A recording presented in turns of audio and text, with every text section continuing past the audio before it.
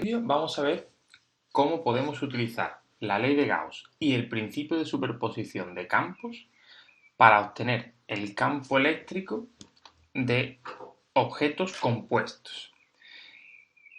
Objetos compuestos nos referimos a la combinación de dos o más objetos de los que somos capaces de analizar el campo eléctrico de forma aislada. Por ejemplo, puede ser la combinación de dos esferas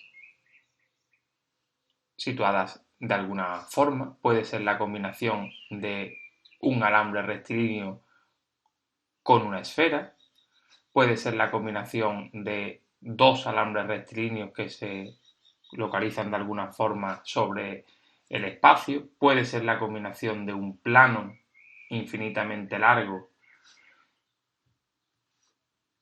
y un alambre rectilíneo y también una carga puntual, por ejemplo. Entonces, cualquiera de estas combinaciones son combinaciones de uno de estos objetos, finalmente. Tenemos objetos tipo objetos con simetría esférica,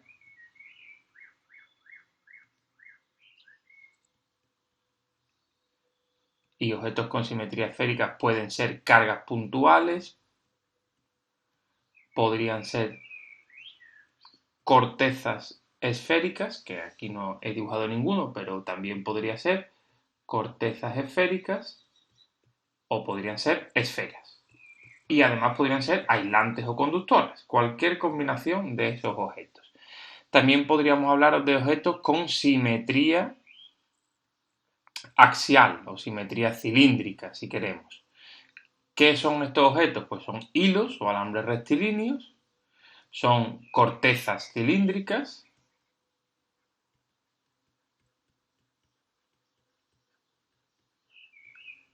o son cilindros macizos. De nuevo, pueden ser conductores o aislantes.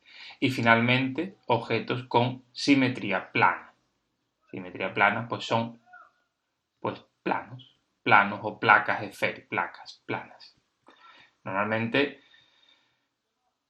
lo que nosotros vamos a considerar es que para cualquiera de estos objetos, el campo eléctrico de forma aislada, ¿vale?, se puede obtener utilizando la ley de Gauss.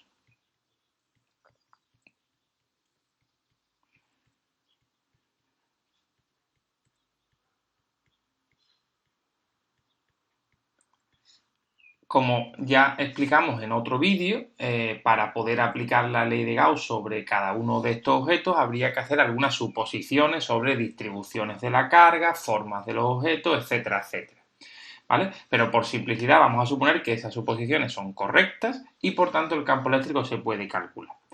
Bueno, el problema que queremos atacar ahora es cómo puedo yo analizar el campo eléctrico de una situación compleja en la que tengo varios de estos objetos, ¿vale?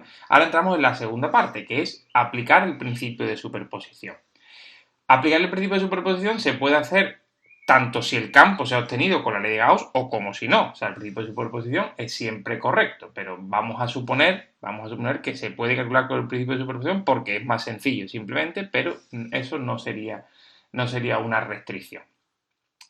Aquí lo que tenemos que tener en cuenta es que para poder aplicar el principio de superposición,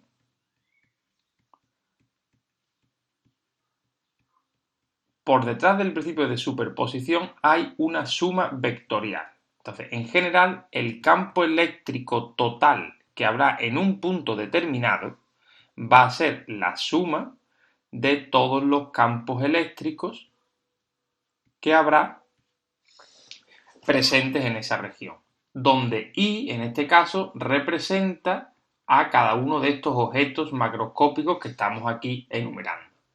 Y representa uno de los objetos anteriores.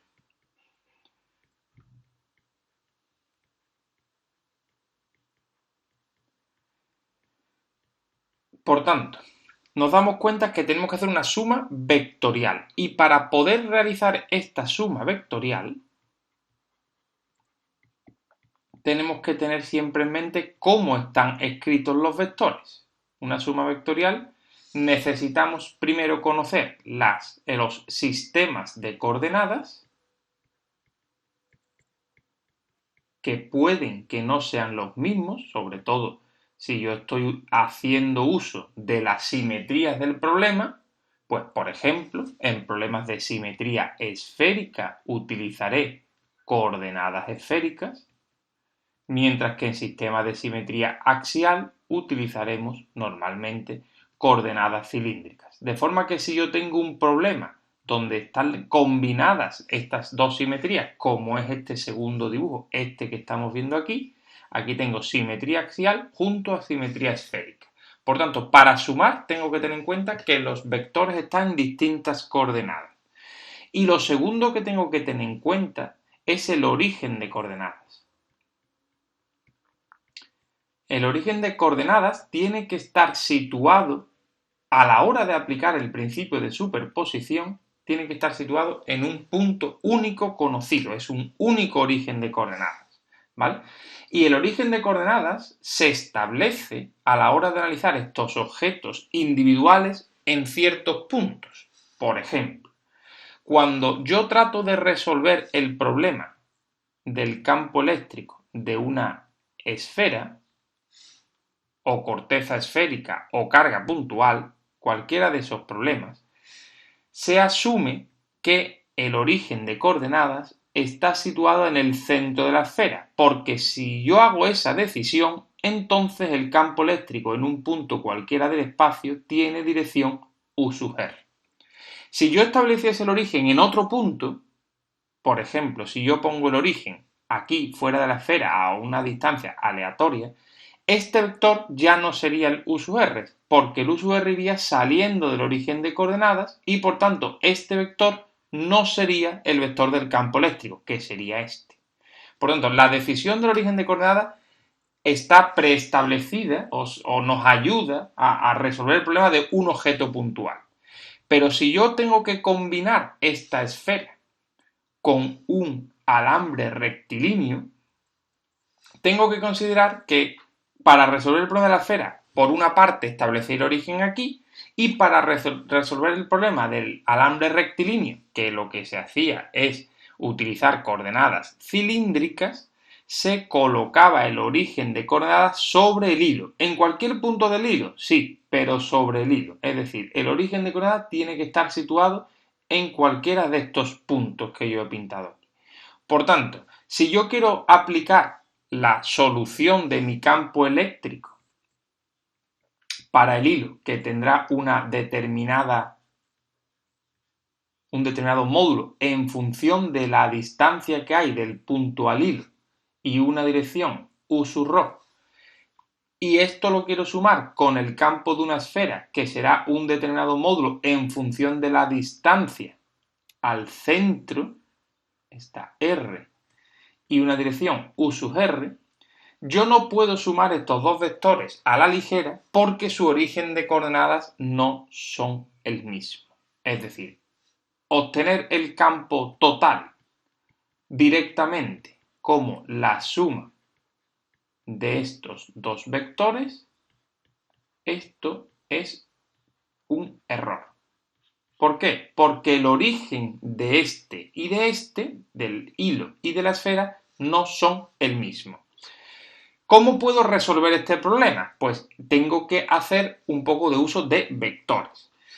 Teniendo en cuenta que el vector U sub R es este y el vector U sub ρ es este que está aquí, siendo este su origen de coordenadas, es relativamente sencillo darse cuenta que existe una relación entre los orígenes de coordenadas que he utilizado para cada uno de los problemas, que es este vector de aquí. Entonces, conocido este vector, se pueden establecer relaciones entre uno y otro, porque este vector del campo eléctrico, por ejemplo, este de aquí, está referido con respecto a este origen. Si yo lo quiero referir con respecto a este otro origen, yo lo que tengo es que poner o establecer una relación entre estos dos orígenes de coordenadas. Eso sería una opción más matemática, u otra opción más matemática es que en algunos problemas yo con cierta maña voy a poder establecer un origen de coordenadas que me ayuda a resolverlo. No es el caso de este problema de aquí, pero por ejemplo, si yo tengo un plano infinito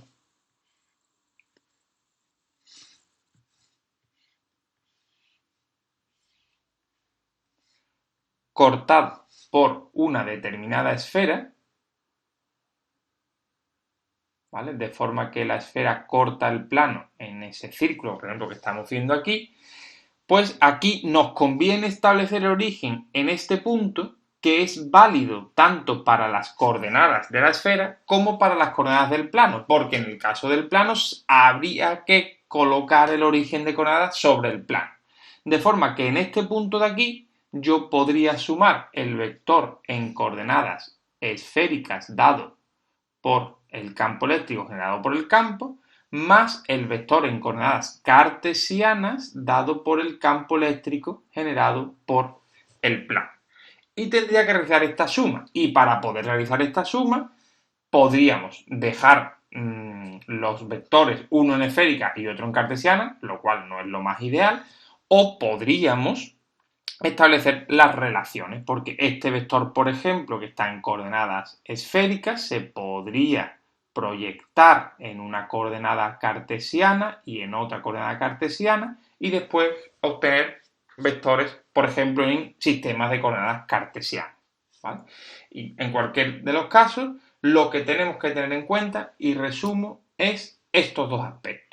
Si yo quiero aplicar el principio de superposición, aunque tenga resuelto el campo de forma aislada para cada uno de estos objetos con la ley de Gauss o con cualquier otro método, yo tengo que tener en cuenta que son vectores. Y para sumar vectores tienen que compartir el sistema de coordenadas, o al menos que yo pueda hacer estas proyecciones o modificaciones para poner uno en función del otro, y sobre todo y más importante, compartir un mismo origen de coordenadas. Si no comparten un mismo origen de coordenadas, tenemos que relacionar los vectores a través de la relación existente entre sus orígenes de coordenadas para poder realizar esta suma vectorial.